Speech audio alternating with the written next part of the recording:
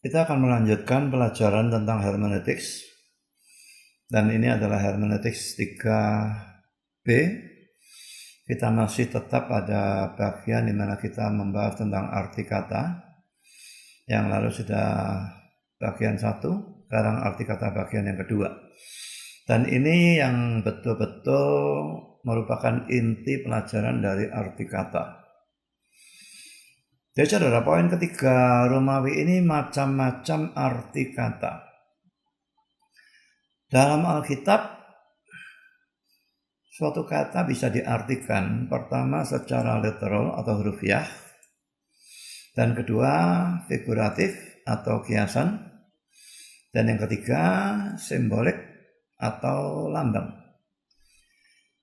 Kalau salah pilih, dan ini sering terjadi baik pada zaman Alkitab, murid-murid Yesus bolak-balik salah pilih, maupun pada zaman sekarang di mana banyak sekali pengkhotbah yang mengacau balaukan, yang hurufiah dijadikan kiasan atau dijadikan simbol, sebaliknya yang simbol dijadikan hurufiah dan sebagainya. Maka terjadi segala macam kekacauan. Jadi kalau salah pilih, tentu saja seluruh pembicaraan jadi kacau, seluruh teks Alkitab jadi kacau. Mari kita melihat contohnya di dalam Matius 16, 5-12. Matius 16. Pada waktu murid-murid Yesus menyeberang danau, mereka lupa membawa roti. Yesus berkata kepada mereka, berjaga-jagalah dan waspadalah terhadap ragi orang Farisi dan Saduki. Nah, sekarang apa artinya ragi ini ya? Maka mereka berpikir-pikir dan seorang berkata kepada yang lain, itu dikatakannya karena kita tidak membawa roti. Jadi mereka hurufiahkan roti itu butuh ragi kalau membuatnya, kecuali roti-roti tertentu waktu perjamuan Paskah Tapi secara umum roti membutuhkan ragi. Jadi pada waktu Yesus bicara ragi orang Farisi dan orang Saduki, mereka pikir itu ragi secara hurufiah yang digunakan untuk membuat roti. Lalu ayat 8-nya, dan ketika Yesus mengetahui apa yang mereka perbincangkan, ia berkata, mengapa kamu memperbincangkan soal tidak ada roti? Hai orang-orang yang kurang percaya, belum juga kamu mengerti? Tidak kamu ingat lagi akan 5 roti untuk 5.000 orang itu dan berapa bakul roti kamu kumpulkan kemudian? Ataupun akan 7 roti untuk 4.000 orang itu dan berapa bakul kamu kumpulkan kemudian? Bagaimana mungkin kamu tidak mengerti bahwa bukan roti yang kumaksudkan? Aku berkata kepadamu, waspadalah terhadap ragi orang Farisi dan Saduki. Ketika itu barulah mereka mengerti bahwa bukan maksudnya supaya mereka waspada terhadap ragi roti, melainkan terhadap ajaran orang Farisi dan Saduki. Nah, yang jelas di sini ini bukan hurufiah, tapi apakah itu figuratif, kiasan atau simbolik? Rasa saya itu lebih ke arah figuratif Saudara, sebetulnya apa bedanya kalau figuratif dan simbolik? Yang jelas persamaannya dua-dua bukan hurufiah. Tapi kalau figuratif itu maka artinya itu masih ada hubungannya dengan kata yang digunakan. Tapi kalau simbolik itu sudah kelihatannya kayak tidak ada hubungannya, jauh sekali begitulah. Nanti kita akan lihat. Nah, di sini ragi itu diartikan ajaran. Kalau tepung dikasih ragi lalu mau dibuat roti, raginya itu menyebar mempengaruhi seluruh adonan. Ajaran juga begitu Ajaran itu mempengaruhi seluruh gereja dan sebagainya. Makanya suruh hati-hati. Berarti di sini rasanya itu termasuk figuratif atau kiasan. Karena ada hubungannya antara kata ragi dan artinya yaitu ajaran. Jadi salah pilih di sini, maka terjadi kekacauan. Mari kita lihat contoh yang kedua, Yohanes 2, 18-21.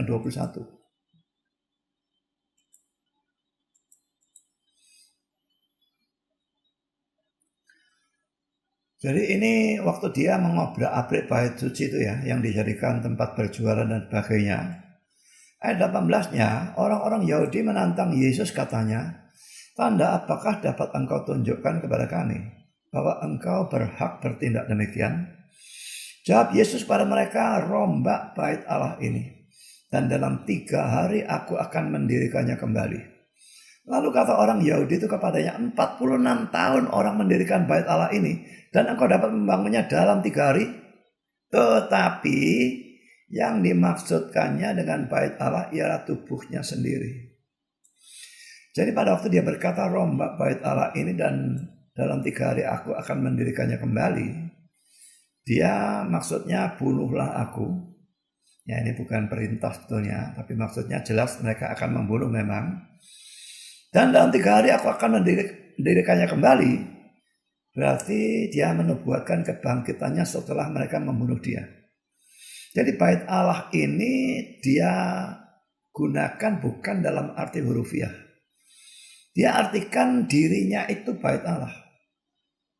Rombak bait Allah ini bunuh aku, 3 hari lagi aku akan bangkit. Nah tapi orang-orang Yahudi ini salah pikir. Mereka pikir bait Allah dalam arti hurufiah. Lalu mereka tanya, 46 tahun orang mendirikan bait Allah ini dan engkau dapat membangunnya dalam 3 hari. Nah, belakangan dalam ayat 22, kemudian sesudah ia bangkit dari antara orang mati, barulah teringat oleh murid-muridnya bahwa hal itu telah dikatakannya dan mereka pun percayalah akan kitab suci dan akan perkataan yang telah diucapkan Yesus. Jadi kelihatannya waktu di sini para murid pun tidak mengerti ya. Cuma mereka tidak omong apa-apa. Yang debat ini orang Yahudi. Tapi yang jelas di sini ada penafsiran yang salah, di mana sebetulnya ini saya tidak tahu lagi ini kiasan atau simbolis. Ini kadang-kadang sukar dikatakan.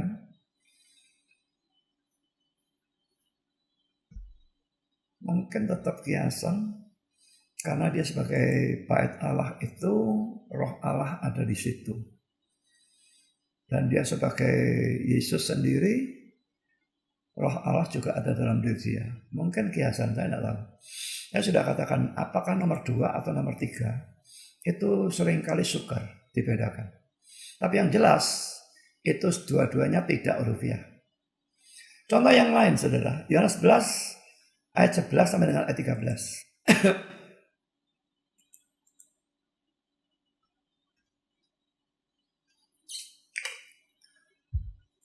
Demikianlah perkataannya dan sesudah itu ia berkata kepada mereka, Lazarus saudara kita telah tertidur.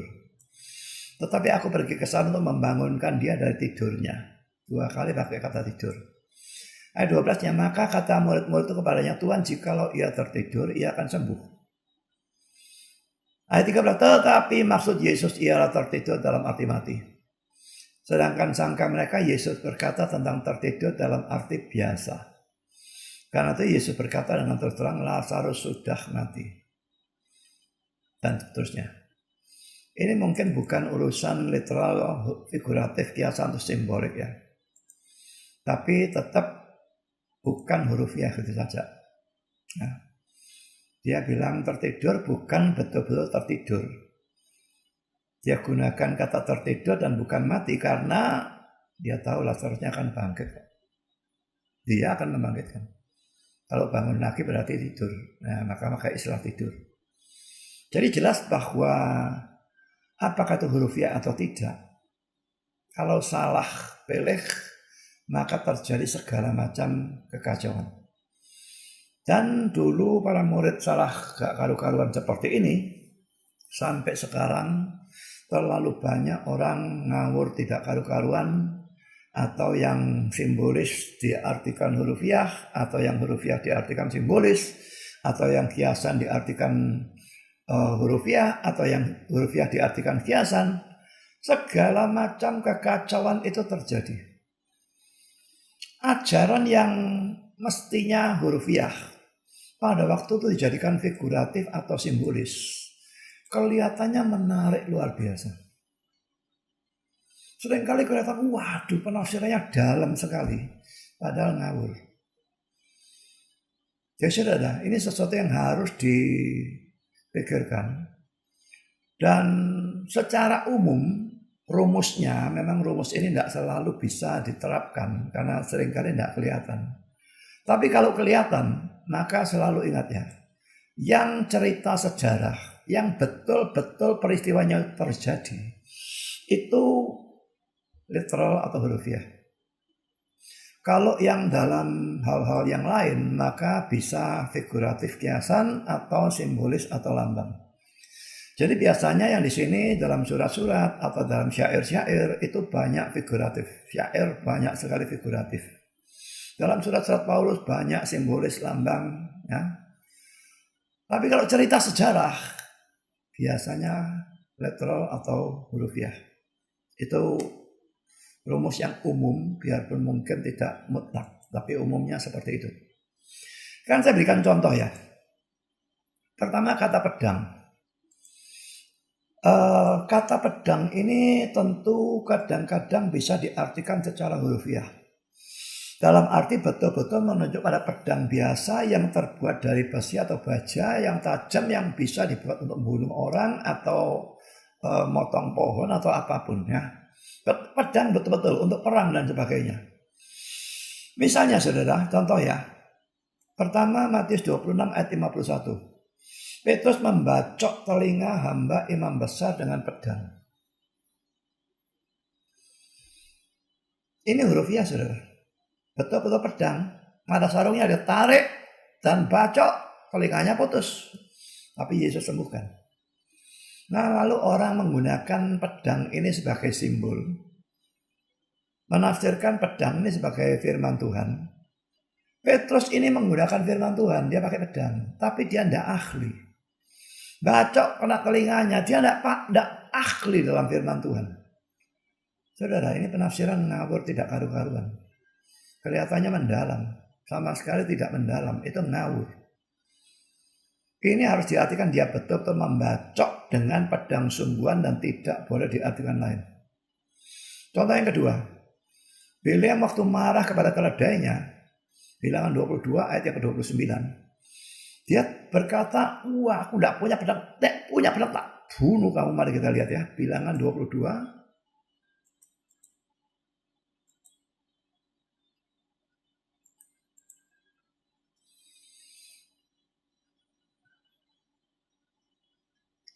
Dia marah karena keledainya tidak pernah nurut ya.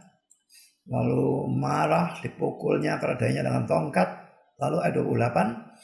Ketika itu Tuhan membuka mulut keledai itu sehingga ia berkata kepada Bileam, apakah yang kulakukan kepadamu sampai engkau memukul aku 3 kali? Jawab Bileam kepada keledai itu, karena engkau mempermain-mainkan aku. Seandainya ada pedang di tanganku, tentulah engkau kubunuh sekarang.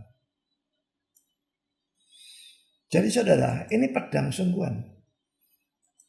Dia berharap dia punya pedang. Kalau punya bunuh, sungguh-sungguh bunuh. Tusukkan atau bacok ke lehernya atau gimana. Nah lalu laki-laki orang menafsirkan sebagai simbol. Diartikan firman Tuhan. Bileam tidak punya firman Tuhan. Makanya Bileam sesat. Nah ini konyol luar biasa saudara. Jangan pikir penafsiran seperti itu mendalam. Itu ngawur. Jadi itu cerita sejarah saudara. Saya sudah katakan rumusnya. Secara umum, kalau cerita sejarah itu hurufiah. Sekarang kita melihat poin B. Pedang juga bisa diartikan dalam ayat yang lain sebagai kiasan. Dan menunjuk pada, bisa macam-macam ya. Pertama, hukuman atau hak menghukum, hukuman mati ya. Roma 13 ayat 4, tidak percuma pemerintah menyandang pedang. Nah pada zaman itu memang kalau hukum mati dipenggal seringkalinya. Dan kalau saya tidak salah Paulus itu juga mati dipenggal. Jadi saudara, pemenggalan itu hukuman mati. Dan digunakan istilah pedang, pemerintahnya menyandang pedang, berarti pemerintahnya punya hak untuk melakukan hukuman mati. Makanya orang Kristen yang tidak setuju hukuman mati, dia itu bertentangan dengan ayat ini. Dalam perjanjian lama ada banyak kesalahan yang Tuhan sendiri mengatakan hukum mati. Ada yang dirajam, ada yang dibakar, ada yang apa macam-macam. Pokok hukuman mati dari Tuhan. Dalam perjanjian baru ada ayat ini yang menunjukkan bahwa pemerintah punya hak untuk hukum mati. Jadi mengatakan bahwa hukuman mati itu tidak boleh, yang melanggar hak asasi, yang membuat orangnya tidak ada kesempatan bertobat dan sebagainya. Apapun alasannya itu omong kosong dan bertentangan dengan Alkitab. Mbak belajar Alkitab lebih banyak baru ngomong. Ya, ini ngawur kalau mengatakan demikian. Pedang di sini dalam arti kiasan, dan itu hak menghukum, termasuk menghukum dengan hukuman mati. Yang kedua, pedang bisa juga berarti kiasan tapi diartikan sebagai peperangan atau pertengkaran atau perpisahan. Nah misalnya dalam ayat ini di mana Matius 10:34 ini Yesus berkata, "Aku datang bukan untuk membawa damai melainkan pedang." Saya pernah khotbahkan teks ini. Yesus datang bukan bawa damai tapi bawa pedang. Nah saudara, tentu saja dia datang memang juga bawa damai. Karena dia datang untuk mendamaikan manusia dengan Allah. Manusia satu dengan manusia yang lain. Dan juga memberikan damai kepada manusia yang percaya kepada dia di dalam hatinya. Jadi dalam arti tertentu tentu dia datang membawa damai. Tapi di sini dia berbicara dalam arti yang berbeda. Aku datang bukan untuk membawa damai melainkan pedang. Dimanapun dia datang atau dimanapun dia diberitakan akan terjadi peperangan, akan terjadi pertengkaran, akan terjadi perpisahan. Coba lihat sudah ya, dalam negara, bahkan negara kita sendiri khususnya, tapi juga negara lain banyak sekali. Pertentangan gara-gara ada penginjilan. Di negara yang bukan Kristen. Lalu ada keluarga-keluarga yang salah satu anggota keluarganya diinjili dan jadi Kristen. Maka terjadi pertengkaran dalam keluarga itu, bahkan bisa dikucilkan, bisa dibunuh orang yang bertobat itu. Berarti pada waktu Yesus diberitakan, bukan terjadi damai, tapi terjadi pertentangan, pertengkaran, peperangan, perpisahan. Tapi ini bukan salahnya yang Injil. Bukan salahnya Yesus lebih-lebih lagi. Tetap beritakan. Terjadi pertentangan itu biasanya karena orang-orang yang tidak beriman menganiaya orang yang beriman. Dan bukan sebaliknya.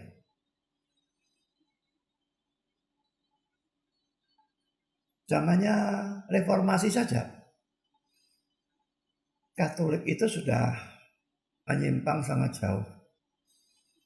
Sampai pengampunan dosa dijual dan sebagainya. Dan Martin Luther mengadakan reformasi, Back to the Bible, dan Sola Fide dan sebagainya. Itu Injil yang sesungguhnya, yang pada saat itu sudah diselewengkan menjadi Injil yang lain, keselamatan karena iman dan perbuatan. Nah, lalu yang terjadi apa? Mau mereka direformasi? Sebagian mau, sebagian tidak. Dan terjadi peperangan, pertengkaran, perpisahan, pembunuhan. Yang tidak beriman membunuh yang beriman. Jadi saudara, jangan heran kalau terjadi hal seperti ini. Karena memang ini bisa terjadi. Dan di sini pedang tetap berarti kiasan. Peperangan, pertengkaran, perpisahan, permusuhan, dan sebagainya. Sekarang ketiga, juga pedang bisa berarti peperangan atau pertumpahan darah. Dan ini dalam 2 Samuel 12 ayat 20. Karena Daud itu berzina dengan Bathsheba dan membunuh Uria. Maka Tuhan melalui Nabi Nathan memberikan hukuman, yaitu kata-kata ini. Pedang tidak akan menyingkir dari keturunanmu sampai selamanya. Nah di sini saudara, pedang ini laki-laki diartikan pertumpahan darah bunuh-bunuhan dan sebagainya di antara keturunan Daud sendiri. Dan memang terjadi setelah itu, saudara. Amnon memperkosa Tamar, saudara tiri. Lalu Absalom bunuh Amnon. Dan sebagainya, dan sebagainya. Jadi saudara, ada pedang yang tidak akan menyingkir dari keturunan Daud sampai selamanya. Terus ada peperangan. Dan itu hukuman karena dia berzina dan membunuh. Sekarang sudah poin sih. Pedang juga bisa diartikan sebagai lambang. Dan menunjuk pada firman Tuhan. Saya tidak tahu kalau ada dalam Alkitab pedang dilambangkan dengan arti lain. Tapi yang pasti dilambangkan sebagai firman. Nah di sini kelihatannya kalau sebagai lambang itu tidak terlalu berhubungan. Apa hubungannya pedang dengan firman Tuhan? Apa hubungannya? Rasanya jauh sekali. Tapi kalau yang tadi ini, kiasan ini, menghukumkan hukuman mati memang pakai pedang. Perang pertengkaran itu kan pakai pedang bisa. Perang lagi pertumpahan darah pakai pedang lagi. Jadi ini ada hubungannya. Ini kiasan. Tapi kalau lambang, apa hubungannya pedang dengan firman Tuhan? Nah maka lambang memang lebih tidak berhubungan antara lambangnya dengan arti dari lambang itu. Dan sebagai contoh saudara, yang pertama Efesus 6 ayat yang ke-17, pedang roh yaitu firman Allah. Memang ditambah dengan kata roh ya. Pedang roh yaitu firman Allah. Tapi jelas bahwa firman Allah dilambangkan sebagai pedang. Dan ini merupakan senjata rohani kita. Kalau kita melihat dalam Efesus 6 ini ya, coba kita baca Efesus 6. Itu yang dibicarakan adalah perlengkapan senjata Allah ya. Ayat 10 kita baca ya. Akhirnya hendaklah kamu kuat di dalam Tuhan, di dalam kekuatan kuasanya. Kenakanlah seluruh perlengkapan senjata Allah, supaya kamu dapat bertahan melawan tipu muslihat iblis. Karena perjuangan kita bukan melawan darah dan daging, tapi melawan pemerintah-pemerintah, melawan penguasa-penguasa, melawan penghulu-penghulu dunia yang gelap ini, dan melawan roh-roh jahat di udara. Sebab itu ambillah seluruh perlengkapan senjata Allah, supaya kamu dapat mengadakan perlawanan pada hari yang jahat itu dan tetap berdiri sesudah kamu menyelesaikan segala sesuatu. Jadi berdirilah tegak. Nah sekarang mulai disebutkan perlengkapannya satu persatu. Ini perlengkapan dari tentara Romawi ya. Ikat pinggangnya pakai ikat pinggang kebenaran. Lalu baju sirahnya itu baju sirah pakai keadilan. Ya ini semua diartikan ya. Kaki pakai kasut. Nah kasutnya ini kerelaan untuk memberitakan Injil damai sejahtera. Dalam segala keadaan berguna perisai. Perisai itu apa? Ya perisai itu iman. Ya dapat memadamkan panah api dari jahat. Lalu terimalah ketopong keselamatan.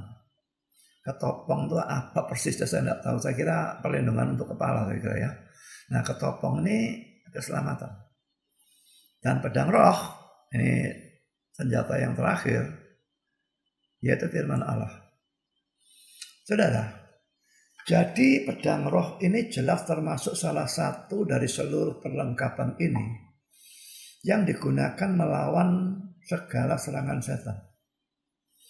Kalau saudara tidak menguasai firman Allah, saudara tidak punya senjata. Maka dengan mudah saudara dihancurkan oleh setan. Makanya jadi orang Kristen rajinlah, tekunlah belajar firman. Tapi memang harus berdoa, minta pimpinan Tuhan, cari firman Tuhan yang benar. Dan berdoa, minta pimpinan, lalu kejar, belajar firman dengan rajin, dengan tekun, ulang-ulang, sampai mengerti, sampai bisa memberitakan. Dan saudara, dari seluruh perlengkapan senjata ini ya, semua yang lain adalah perlengkapan untuk bertahan saja. Perisai dan sebagainya, ikat pinggang, baju sirah, itu semua untuk bertahan. Ya memang perisai kalau mau dilemparkan juga bisa, tapi sebetulnya maksudnya kan bukan untuk itu. Satu-satunya senjata baik untuk bertahan maupun untuk menyerang adalah pedang. Pedang untuk bertahan, pada waktu sana membacok kita menangkis dengan pedang itu bertahan. Tapi bertahan terus mana bisa menang. Kita harus menusuk, membacok juga dengan pedang itu. Jadi firman Allah itu untuk bertahan maupun untuk menyerang. Bertahan pada waktu ada godaan setan. Begini-begini kita ingat firman Tuhan, enggak mau lakukan. Nah itu untuk bertahan. Yesus digodai 3 kali dalam Matius 4 dan Lukas 4 waktu dia puasa di padang gurun. Dan 3 kali dia menangkis serangan setan itu dengan menggunakan firman Allah. Dia tidak ganti-ganti senjata, saudara. Terus tangkis dengan firman Allah. Jadi saudara, hafal firman, ingat firman, ngerti firman itu luar biasa penting. Menangkis serangan setan. Tapi jangan bertahan saja. Pedang ini juga untuk menyerang. Menyerang ini apa? Kalau kita misalnya memberitakan Injil atau memberitakan firman.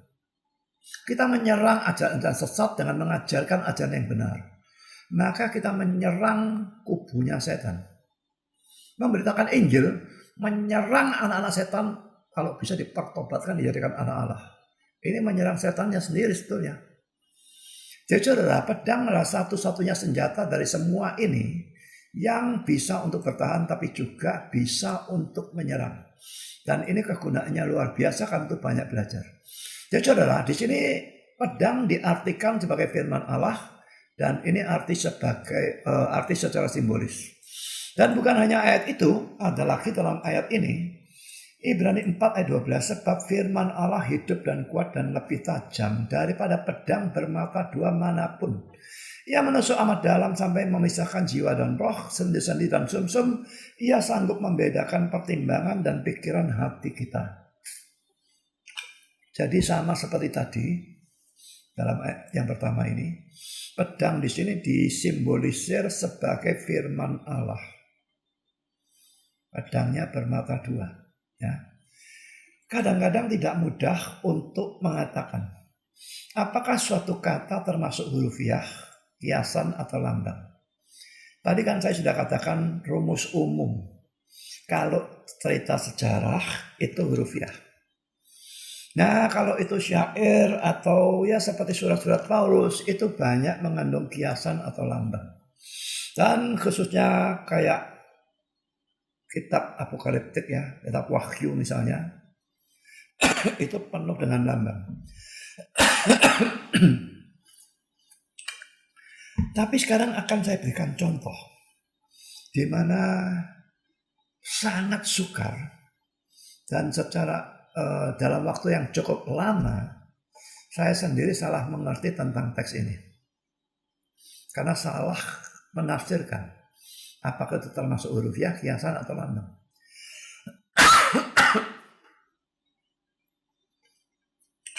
Saya berikan contoh sudah ya. Kata pedang dalam Lukas 22 ayat 35 sampai dengan 38. Sekarang akan saya jelaskan di bawah ini, tapi saya baca dulu ya. Saya ajak saudara membaca dan saudara pikir sambil baca.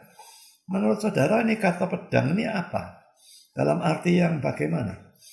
Hurufiah atau kiasan atau lambang?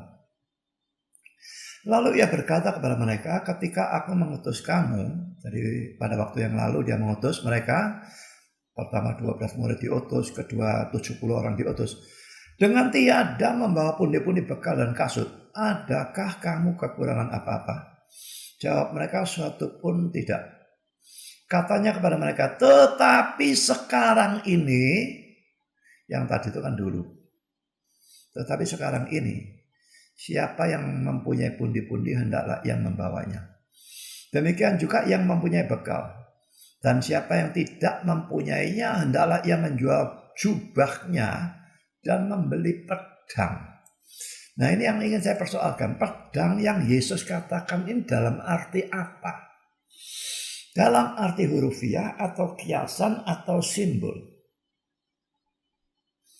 Ayat 37, sebab aku berkata kepada kamu bahwa nas kitab suci ini harus digenapi padaku. ia akan terhitung di antara pemberontak-pemberontak. Sebab ada apa yang tertulis tentang aku sedang digenapi. Kata mereka, Tuhan, ini 2 pedang. Jawabnya, sudah cukup. Yang saya maksudkan itu sebetulnya yang ini. Bukan yang ini. Yang saya maksudkan yang warna biru. Ya. Ini pedang dalam arti apa? Kalau yang di sini, ini jelas dalam arti hurufiah. Tapi apakah dia memang maksudkan hurufiah? Atau kiasan? Atau simbolis? Dari teks ini saya akan berikan beberapa penjelasan, saudara ya. Ini cukup panjang. Dalam Lukas 22 ayat 35 dan 36a. Jadi ini ya. 35 dan 36a. Yesus dan murid-muridnya membicarakan peristiwa dalam bagian ini. Pertama poin A, Lukas 9, 1-6. Atau Matius 10, 5-15. Ini pengutusan 12 murid.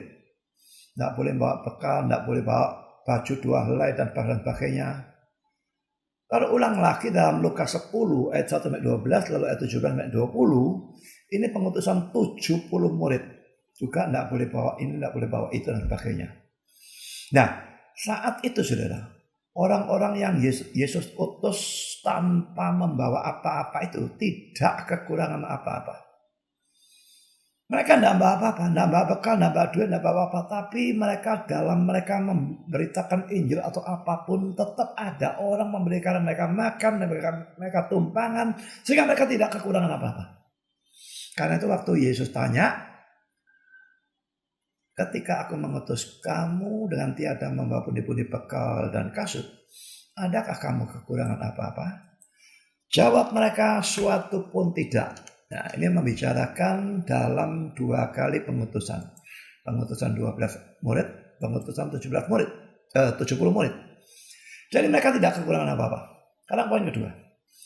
Lukas 22 35-36 ini menunjukkan bahwa akan terjadi kontras yang sangat besar antara dulu dan sekarang. Ya, karena ini mulai ayat 36b katanya kepada mereka, tapi sekarang ini beda sama yang dulu. Dulu tak utus memang tidak usah bawa apa-apa. Tapi sekarang ini siapa yang punya pundi-pundi hendaklah ia membawanya. Demikian juga yang punya bekal. Dan siapa yang tidak mempunyainya hendaklah ia menjual jubahnya dan membeli pedang.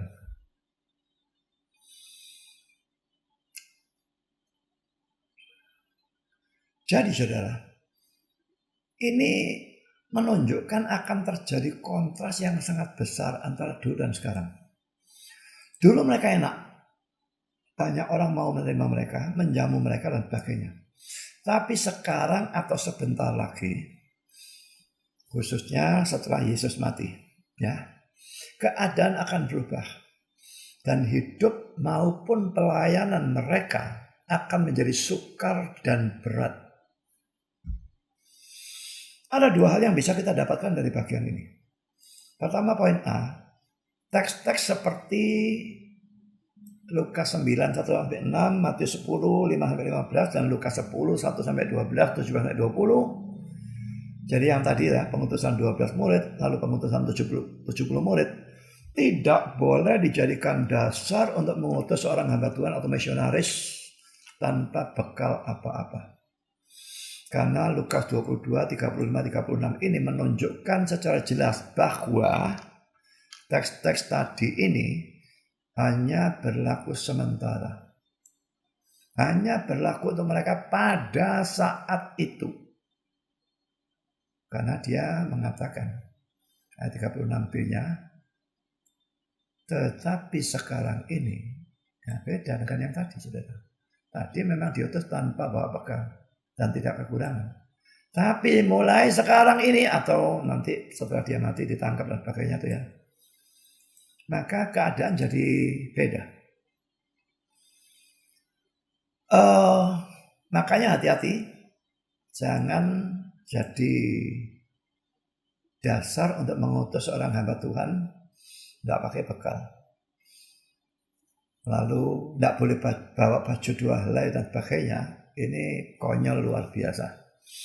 Teks-teks ini berlaku untuk sementara saja. Sekarang tidak berlaku. Sekarang poin B. Tuhan tidak selalu mau melakukan mujizat. Seandainya saat itu Tuhan tetap mau selalu melakukan mujizat, seperti gagak beri makan Elia. Gagak itu makanannya daging. Dia dagingnya dikasih Elia.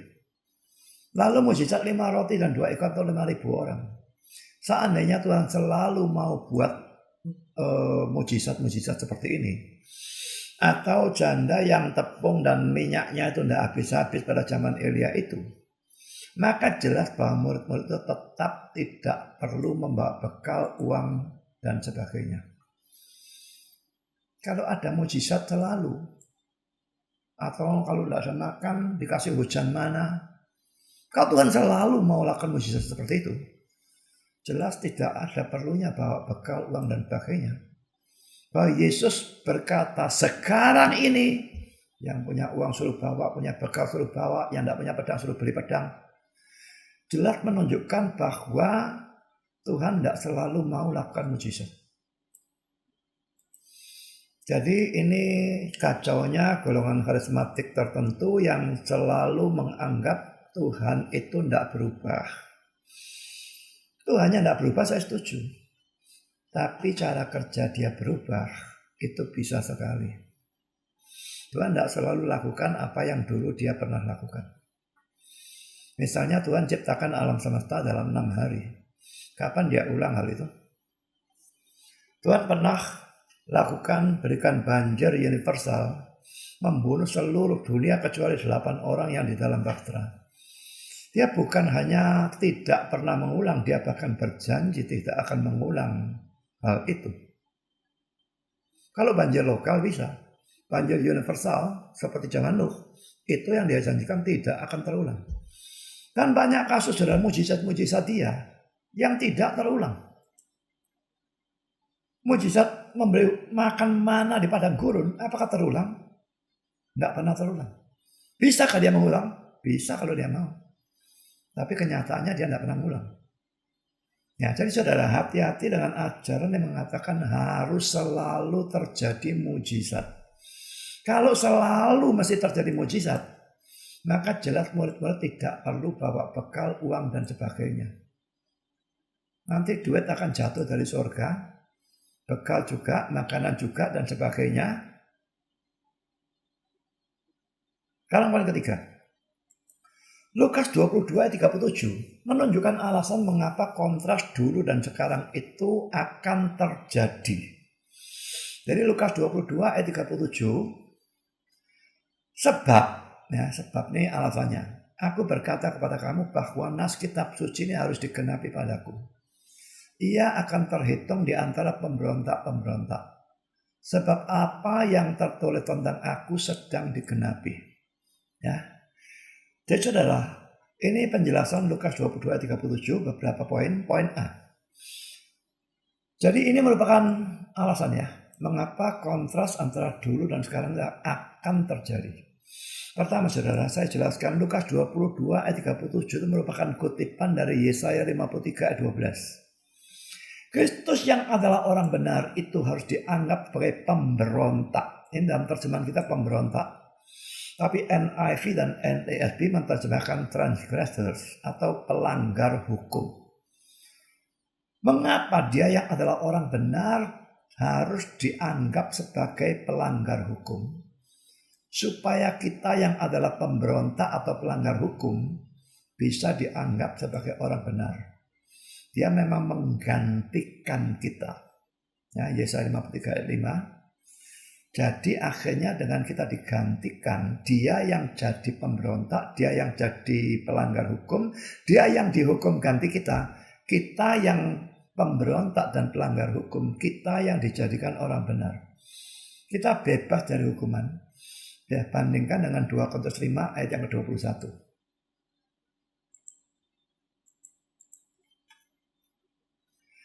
Dia yang tidak mengenal dosa telah dibuatnya menjadi dosa karena kita. supaya dalam Dia kita dibenarkan oleh Allah. Ya, jadi ini merupakan kutipan dari Yesaya 53 ayat 12. Dan perhatikan ayat ini ditulis oleh Nabi Yesaya kira-kira 700 tahun sebelum Kristus. Bagaimana dia bisa menubuatkan hal ini dengan begitu detail, luar biasa. Ya. Kutipan ini akan dikenapi. Sekarang poin B. Yesus mengutip Yesaya 53 ayat 12 ini untuk menunjukkan bahwa firman Tuhan sudah menubuatkan bahwa dia akan dianggap sebagai pemberontak atau pelanggar hukum, dan sebentar lagi nubuat itu akan digenapi. Mari kita lihat beberapa poin ini ya.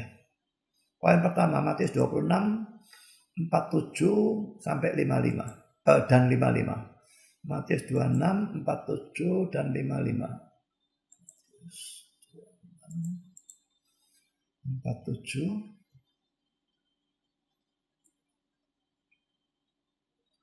Waktu Yesus masih berbicara, datanglah Yudas, salah seorang dari ke-12 murid itu, dan bersama-sama dia serombongan besar orang yang membawa pedang dan pentung, disuruh oleh imam-imam kepala dan tua-tua bangsa Yahudi.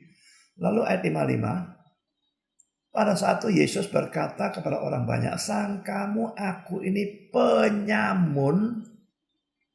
Maka kamu datang lengkap dengan pedang dan pentung untuk menangkap aku. Pada tiap-tiap hari aku duduk mengajar di bait Allah, kamu tidak menangkap aku." Jadi dia diperlakukan sebagai penyamun, ditangkap sebagai penyamun. Poin kedua, Matius 26 ayat 65. Dia dianggap sebagai penghujat, ayat 65. Maka imam besar itu mengoyakkan pakaiannya dan berkata, "Ia menghujat Allah. Untuk apa kita perlu saksi lagi? Sekarang kamu telah dengar hujatnya." Jadi saudara, dianggap sebagai penghujat. Yang ketiga, Matius 27 ayat yang ke-63. 27 ayat 63. Dan mereka berkata, "Tuhan, kami ingat bahwa si penyesat itu sewaktu hidupnya berkata, sesudah 3 hari aku akan bangkit." Jadi yang ngomong ini adalah orang-orang Farisi dan ngomongnya pada Pontius Pilatus. Lalu mereka minta kuburnya Yesus dijaga dan sebagainya. Tapi yang penting dia disebut si penyesat. Yang sesat itu mereka. Maling tiap maling itu banyak. Sampai zaman sekarang juga banyak. Orang sesat katakan hamba Tuhan yang benar sebagai sesat. Itu banyak. Nah saudara, nggak usah kecewa atau sedih atau gimana gitu ya. Kalau saudara benar tapi dianggap sesat. Yesus sendiri kurang benar bagaimana? Dia yang paling benar, dan dibandingkan dia kita tidak ada apa-apanya. Tapi dia dianggap sebagai penyesat. NIV menerjemahkan deceiver atau penipu. Sekarang poin yang keempat, salib adalah hukuman untuk orang yang sangat jahat dan terkutuk. Galatia 3 ayat yang ke-13.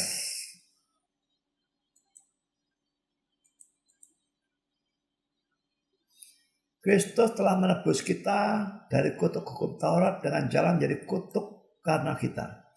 Sebab ada tertulis, terkutuklah orang yang digantung pada kayu salib. Dan itu dikutip dari Ulangan 21 ayat 23. Tapi di sana sebetulnya memang bukan salib, tapi diterjemahkan dalam bahasa Inggris secara sama dalam kedua ayat ini. Pakai istilah tree. Tree bisa berarti pohon, bisa juga berarti salib. Ya. Jadi dia menjalani hukuman yang terkutuk, dianggap sebagai orang yang terkutuk. Yang terkutuk itu sebetulnya kita kan. Tapi dia yang jadi orang yang terkutuk, dihukum dengan hukuman terkutuk, supaya kita yang percaya bebas dari kutuk. Dan kita menjadi orang yang diberkati. Yang kelima, dia mati di antara 2 penjahat pada waktu di atas kayu salib ya. Ini ayatnya ada dalam Yesaya 53, 9 dan 12. Lalu Markus 15, 27, 28. Saya kira tidak usah saya bacakan. 2 penjahat dan dia ditaruh di tengah-tengah. Kelihatannya dia dianggap sebagai penjahat yang terbesar ya. Jadi saudara, ditangkap seperti penyamun, dianggap penghujat, dianggap penyesat atau penipu, dianggap orang terkutuk, lalu mati di antara dua penjahat, berarti yang paling jahat dari tiga orang itu. Nah, karena dia dianggap sebagai orang jahat, maka jelas bahwa murid-muridnya juga tidak akan diterima seperti dulu. Inilah yang menyebabkan hidup dan pelayanan para murid itu akan menjadi berat dan sukar. Nah, sekarang kita masuk poin keempat. Lalu apa arti pedang? Dalam Lukas 22 ayat 36, ya, jadi yang saya maksudkan yang warna biru ya. Ini ya. Siapa yang tidak mempunyainya, hendaklah ia menjual jubahnya dan membeli pedang. Apa arti dari kata pedang waktu Yesus menggunakan dalam bagian itu? Ini kata-kata Adam Clark. Saya harus mengakui bahwa persoalan tentang pedang ini kelihatan sangat kabur bagi saya. Saya tidak mengertinya dan saya tidak tahu ada orang yang mengerti hal ini. Menurut saya dia salah. Artinya jelas. Bagi saya sekarang jelas. Dulu saya salah ngerti. Harus saya akui sukar.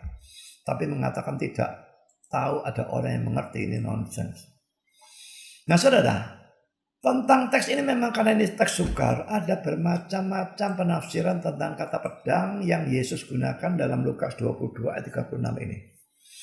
Pertama, kata ini dialegorikan atau disimbolisir dan diartikan sebagai firman Tuhan sesuai dengan Efesus 6 ayat 17. Bahkan ada orang yang menambahkan, para murid kan bilang ini dua pedang. Nah, dua pedang dalam ayat 38-nya itu menunjuk pada perjanjian lama dan perjanjian baru. Wah, kelihatannya penafsirannya mendalam ya. Tapi saudara, ada keberatan yang sangat serius terhadap seluruh penafsiran ini. Keberatannya pertama, tidak ada alasan yang menyebabkan bagian ini boleh dialegorikan atau disimbolisir seperti itu. Dan kalaupun mau dialegorikan, apa dasarnya untuk mengatakan pedang itu adalah lambang dari firman Tuhan? Bahwa dalam Efesus 6 ayat 17 pedang menggambarkan firman Tuhan, itu tidak berarti bahwa di sini juga harus begitu. Di samping itu, kalau pedang diartikan sebagai firman Tuhan, lalu apa artinya menjual jubah? Kan dia bilang, yang tidak mempunyainya, hendaklah dia menjual jubahnya dan membeli pedang. Lalu menjual jubah apa artinya kalau pedang diartikan firman Tuhan? Nah, bingung. Keberatan kedua, saat itu belum ada perjanjian baru. Kok bisa dua pedang itu PLPB dari mana? PB-nya belum ada kok. Yang ketiga, pedang yang digunakan oleh Petrus dalam Matius 26:51 untuk membacok telinga hamba imam besar itu jelas adalah salah satu dari dua pedang dalam Lukas 22 ayat 38. Jadi kalau murid-muridnya berkata ini dua pedang, itu memang jelas-jelas hurufiah. Dan salah satu dari dua pedang itu yang digunakan oleh Petrus untuk membacok. Jadi itu pedang sungguhan. Mana bisa tahu-tahu semuanya diartikan secara simbolis, lalu satu PL, satu PB. Nah, berarti pedangnya Petrusnya bukan pedang sungguhan. Lalu bagaimana telinganya bisa putus? Jadi keberatan ini serius ya. Sekarang poin B. Ada yang menghurufiahkan kata pedang dalam Lukas 22 ayat 36 ini. Jadi mereka mengartikan bahwa Yesus betul-betul menyuruh mereka yang tidak punya pedang, barang siapa yang tidak mempunyainya, hendaklah ia menjual jubahnya dan membeli pedang. Yang tidak punya pedang, jual jubahmu, beli pedang. Nah, ini diartikan hurufiah. Jadi Yesus betul-betul menyuruh mereka yang tidak punya pedang, jual jubahnya dan beli pedang. Saya sendiri dulu menafsirkan seperti ini. Sudah tahu penafsirannya salah, harus berani untuk mengganti, saudara. Nah saudara, ada keberatan lagi yang sangat serius terhadap pandangan bahwa pedang ini hurufiah. Kalau memang Yesus menyuruh membeli pedang sungguhan, mengapa waktu Petrus menggunakan pedang itu untuk membacok telinga itu, Yesus justru menegur dia? Mari kita lihat ya. Matius 26, 51, 52. Matius 26,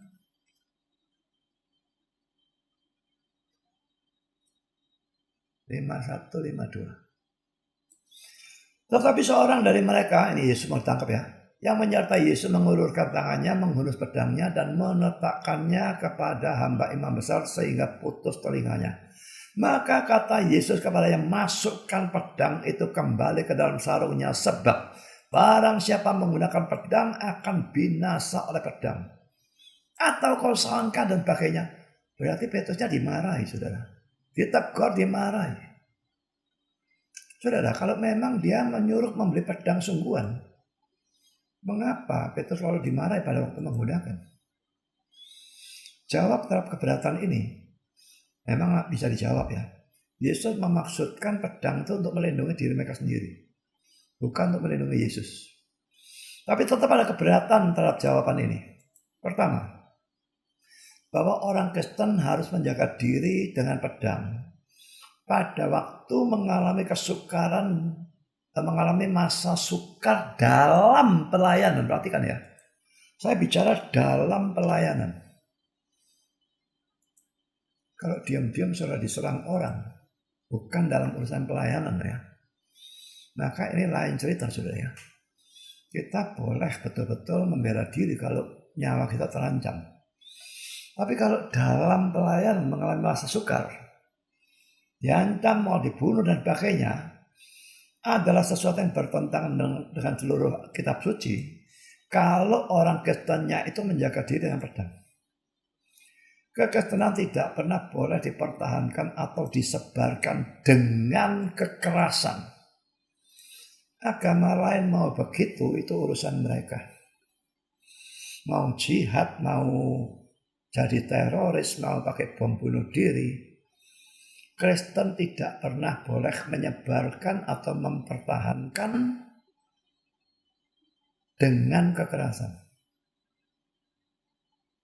Yang kedua, setelah Yesus naik ke surga, sekalipun, ya setelah dia naik ke surga sekalipun, tidak pernah ada murid yang betul-betul bawa pedang untuk menjaga diri. Di mana saudara? Dalam Kisah Rasul, Yesus sudah naik ke surga dan sebagainya, ada murid yang betul-betul bawa pedang untuk menjaga diri. Tidak ada saudara. Lalu saudara, poin C. Ini penafsiran yang ketiga. Di sini Yesus berbicara secara figuratif. Dalam arti kiasan. Dia tidak memaksudkan mereka betul-betul harus menjual jubahnya untuk membeli pedang. Seluruh ayat 36 itu hanya menunjukkan bahwa hidup dan pelayanan mereka akan menjadi sukar dan berat. Dan karena itu mereka perlu untuk lebih berjaga-jaga atau berhati-hati. Ini adalah pandangan dari mayoritas penafsir. Dan inilah pandangan yang saya terima sekarang. Dan saya yakin ini yang benar. Yakin kalau sekarang. Sekarang poin kelima. Lukas 22 ayat 38 menunjukkan bahwa murid-murid itu salah mengerti kata-kata Yesus. Yesus maksudkan kiasan. Mereka hurufiahkan dan mereka berkata ini dua pedang. Tapi saudara, kalau mereka memang salah mengerti, mengapa Yesus berkata sudah cukup? Lukas 22, 38b. Coba kita lihat ya.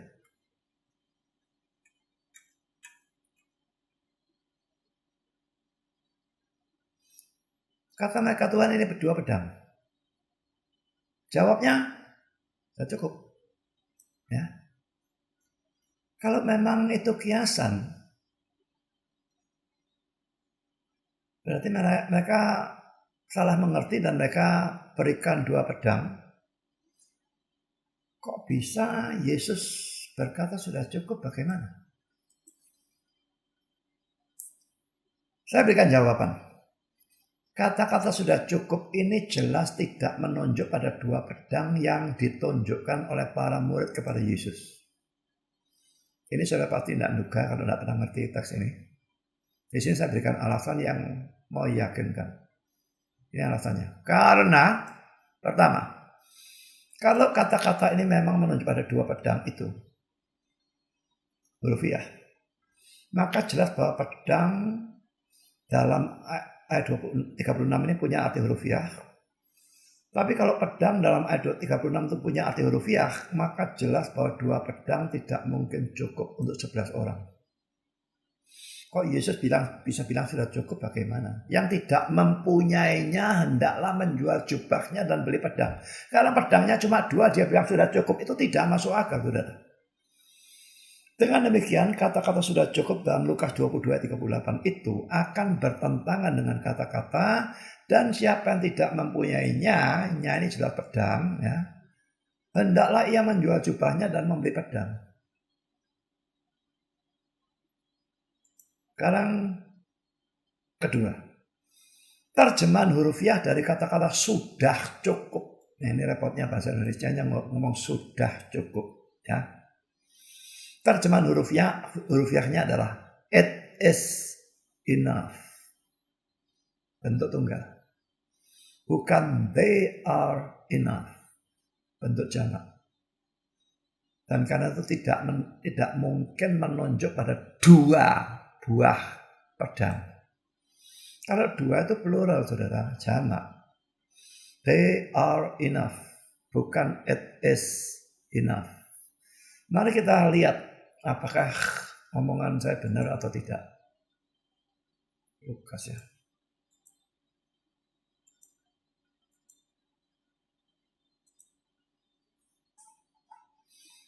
Perhatikan, it is enough. Terjemahan King James, ya. Indonesianya tidak kelihatan apa-apa, sudah cukup.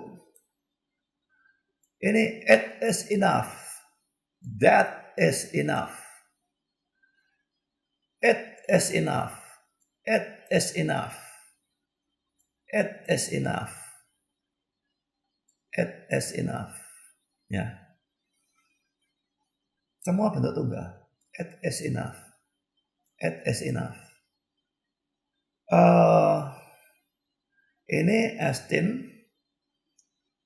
Ini third person singular. Itu yang diterjemahkan it is. Ya. Memang bisa jadi I am, tapi itu ego I me nanti. Jadi asal usulnya memang kata itu. Tapi Astin ini di sini diterjemahkan it is. Ya. Dan saudara perhatikan third person singular. Dan itu diterjemahkan it. Ya. Third person singular from I me. Lalu kata ini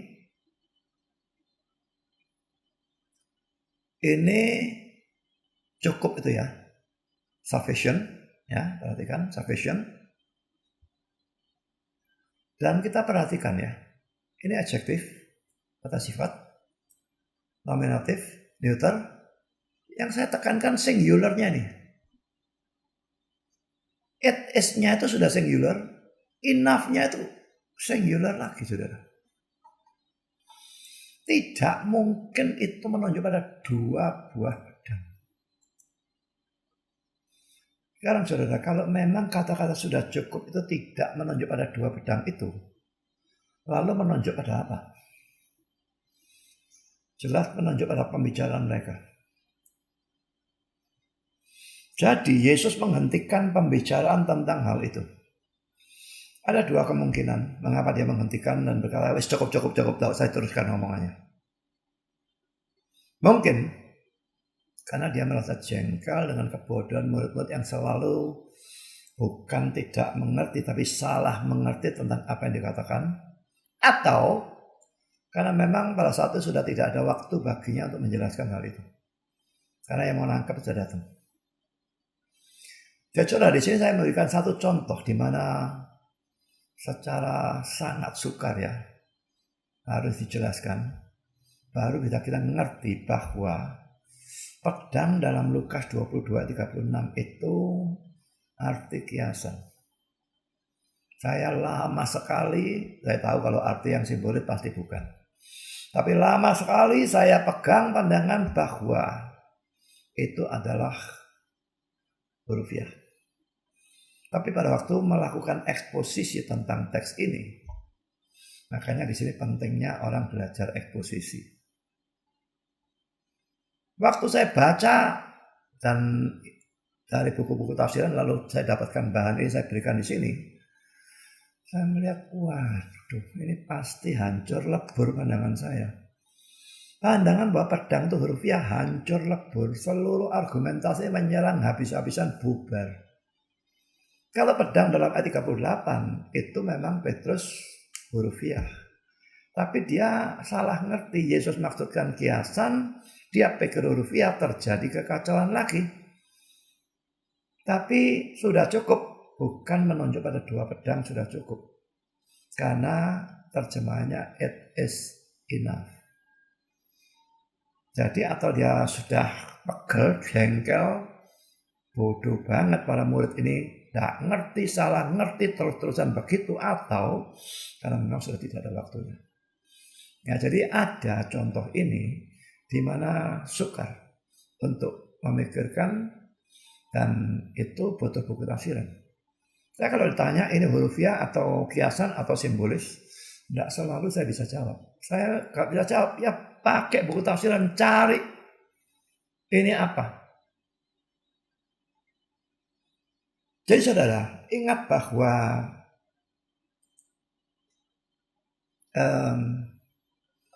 tiga kemungkinan arti ini ya, dari kata itu ya. Bisa berarti hurufiah, bisa berarti kiasan, bisa berarti simbolis. Itu kalau kita salah tafsir bisa jadi kekacauan yang tidak karu-karuan. Sebagai contoh ya, tulisan 666 dalam Wahyu 13 ayat 18 itu ya.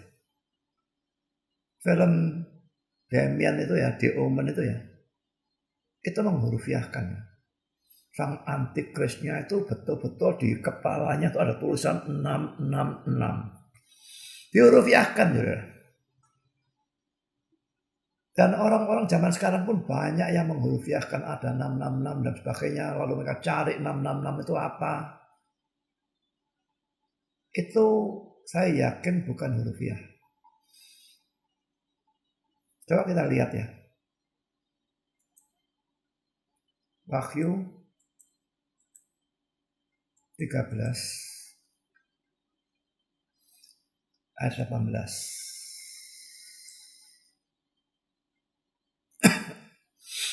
Yang penting di sini ialah hikmat, barang siapa yang bijaksana, baiklah ia menghitung bilangan binatang itu. Jadi ini binatang itu jelas antikristusnya ya. Dan bilangan itu adalah bilangan seorang manusia dan bilangannya ialah 666.